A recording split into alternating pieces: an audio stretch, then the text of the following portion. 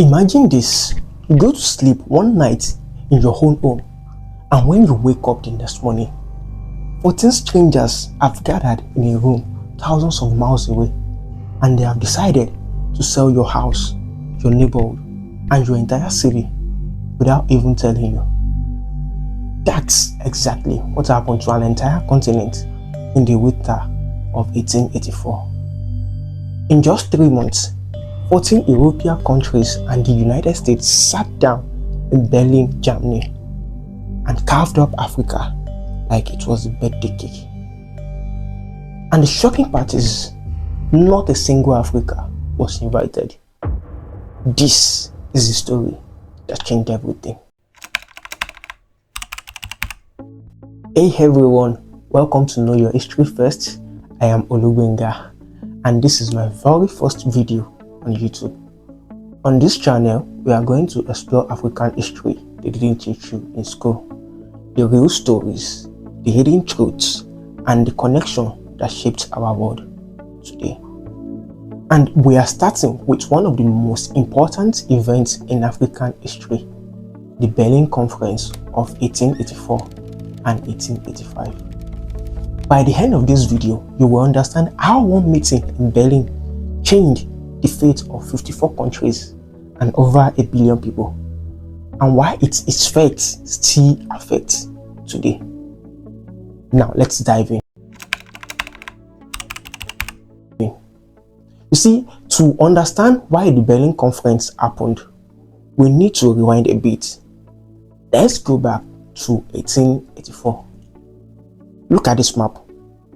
In 1880, only about 10% of Africa was under the European control. We had some French colonies in Algeria, British control in South Africa, and Portuguese trading posts on the coast.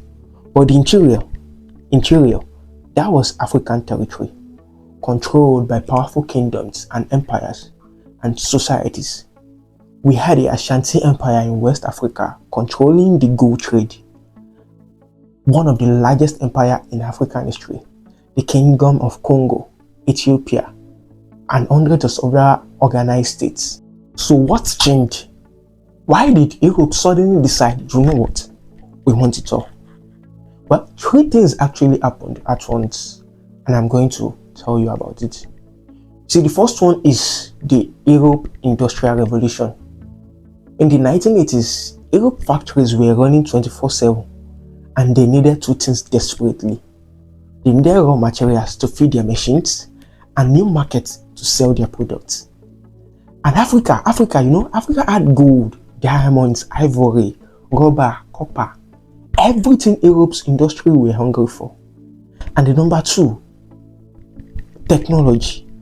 Europe developed 3 changing technologies. The first one being quinine, a medicine that protected them from malaria, which had killed European explorers for centuries. The second one is machine guns, early machine guns that gave them overwhelming military advantage. And the third one being the steam-powered boats that they could travel up African rivers, reaching the interior for the very first time. Suddenly, the African interior wasn't unreachable anymore. And the number 3 reason why they want to come here, and this is the spark that lit the fire. This guy, King Leopold II of Belgium. Who is this guy? See, Leopold was the king of Belgium, a small European country who had a big dreams and bigger greed. He wanted his own colony, but Belgium's government wasn't interested, so you know what he did? He decided to get one for himself personally. And then Leopold went ahead and hired this explorer on the screen right now. His name is Henry Morton Stanley. And King Leopold sent this guy to Central Africa with one mission: sign treaties with local chiefs. That was the mission. And between 1879 and 1884, Stanley signed at least over 400 treaties with African leaders. But here's the thing with these treaties. These treaties were often written in languages the chiefs couldn't read. Many thought they were signing trade agreements or friendship pacts. They didn't realize they were sending away their land and their sovereignty. By 1884, Leopold claimed he owned 2.3 million square kilometers of Central Africa. That's about 76 times the size of Belgium. And this is where other European powers said, wait a minute, France was expanding from the west. Portugal claimed historical rights based on centuries of coastal presence. Britain was worried about everyone else getting powerful. And then Europe was about to go to war over African land. They needed to sit down and sort things out before they started shooting at each other. And at that exact same point, coming this man on the screen. His name is Otto von Bismarck.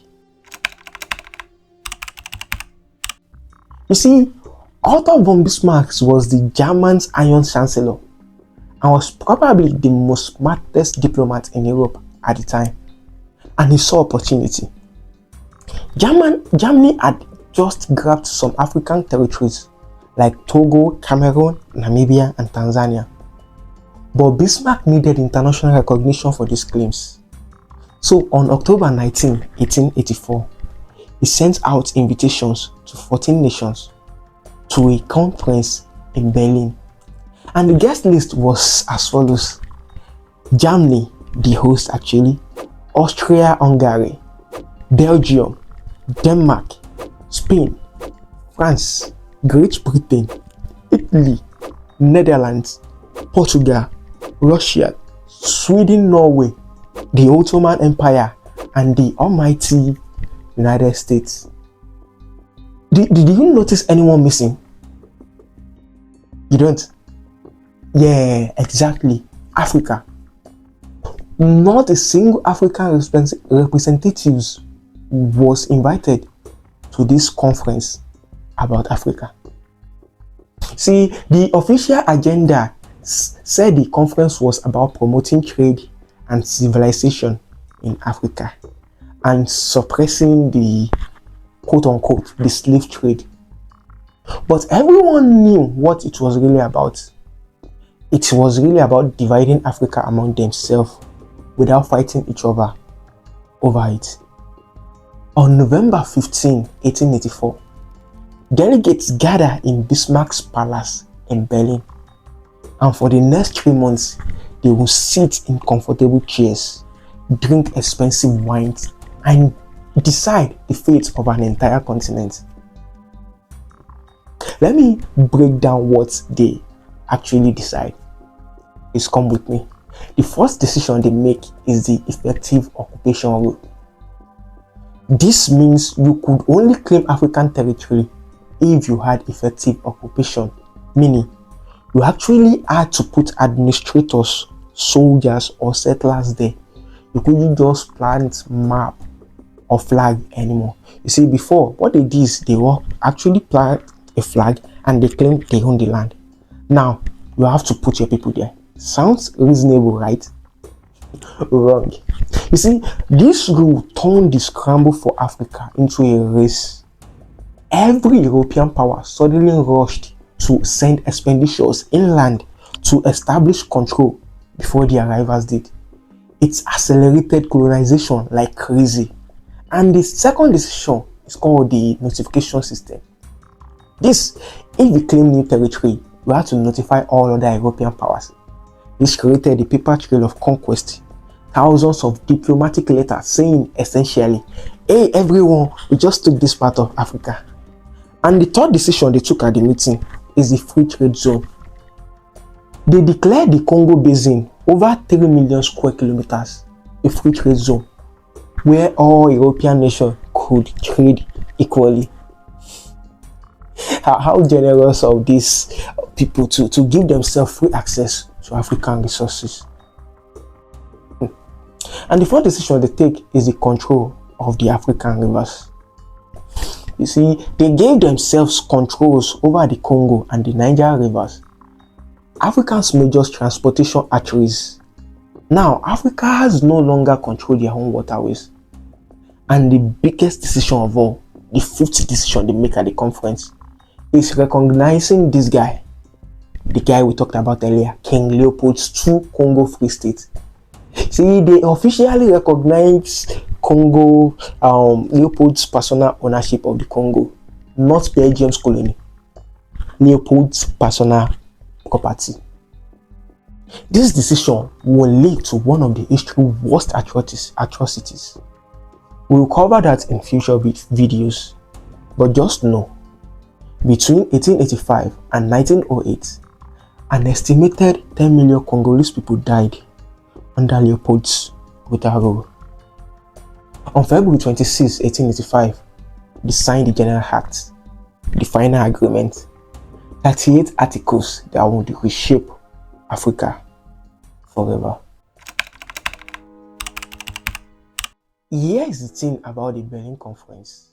It didn't start the scramble for Africa, but it puts the scramble on steroids. Watch what happened to this map. In 1885, only about 10% of Africa was colonized, but by 1900, just 15 years later, 90% is under European control. By 1914, only Ethiopia and Liberia remain independent. The effective occupation rule meant European powers raced each other to plant flags and establish control, and they call this the flag race. French, British, German, Portuguese and Italian expeditions competed to sign treaties with African rulers, establish trading posts and claim territories before the arrivals arrived. And African leaders, they tried to resist. Some fought back militarily, like Ethiopia at the Battle of Adwa, where they defeated Italy in 1896. Some tried diplomacy, signed treaties they hoped would protect them, not realizing they were signing away their independence. And some played European powers against each other, trying to maintain their sovereignty through clever negotiations. But the technology gap was too large. Imagine guns versus spears and outdated rifles. European armies versus African kingdoms that couldn't unite quickly enough to face this unprecedented threat. Within 30 years of the Berlin Conference, the entire political map of Africa had been redrawn by foreigners. Now you might be thinking, this was over 130 years ago. Why does this still matter? Now let me show you. Look at these maps. See these straight lines on modern African maps. These aren't natural borders. They are Berlin Conference borders. These artificial boundaries ignore ethnic groups, cultures, and existing kingdoms. They forced together people who had nothing in common and separated people who shared everything. And a great example is Nigeria. Nigeria has over 250 ethnic groups forced into one country by British colonizer. The tension created by these artificial borders contributed to the Nigeria Civil War in the 1960s. And you can still see these divisions today. Same story across Africa. Sudan split into two countries in 2011 because of groups forced together. The Democratic Republic of Congo, Leopold's former property, has faced decades of conflict.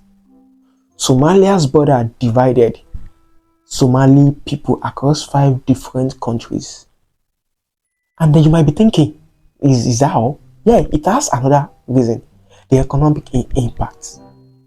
The Berlin Conference established economic relationships that still exist. Many African countries still export raw materials to their former colonizer and import finished products back. The same pattern established in 1885.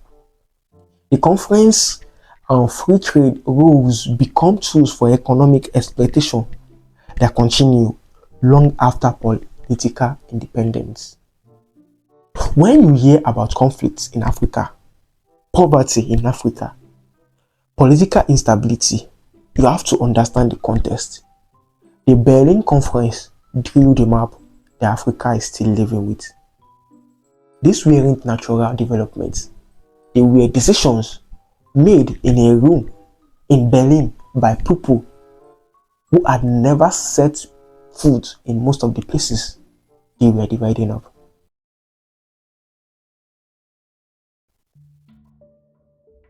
And here's what the Berlin Conference teaches us. 1.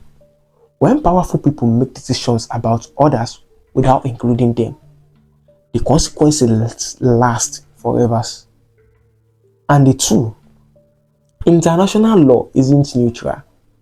It serves whoever writes it. The Berlin Conference created legal framework for exploitation. And the third one, history isn't past. It's still shaping our present. Every time you see a map of Africa, we are looking at decisions made in 1884. But here's what they got wrong. They thought they could control Africa forever. They thought Africa had no agency, no voice, no power. But they were wrong. Within 75 years, every single colony gained independence. Africa fought back, resisted, and ultimately reclaimed their continent. The story of Africa since the Berlin Conference isn't just a story of colonization. It is a story of resistance, resilience, and ultimately triumph over oppression. So that's the Berlin Conference, the meeting where Europe divided Africa in 3 months. But this is just the beginning of the story. Next week, I am going to tell you about what Africans actually lost at the Berlin Conference. The powerful kingdoms, the trade networks, and the sovereignty that existed before Europeans showed up. Because here is what they didn't teach you. Africa wasn't a blank slate waiting to be civilized. It was a continent full of empires, universities, trade routes, and culture that rivaled anything in Europe. If you want to learn that story, kindly hit that subscribe button and turn on notification so you don't miss the next video. And let me know in the comment section, have you heard of the Berlin Conference before? What surprised you most about the story? I'm reading every comment, especially in these early days of the channel. Also, if you find this valuable, share it with someone who needs to know this history. This is the kind of knowledge that changes how you see the world. I am Olubenga, and this is Know Your History First. I will see you next week for more of the history they didn't teach you. Stay curious, stay informed, and remember, knowing your history is the first step to shaping your future. Peace out.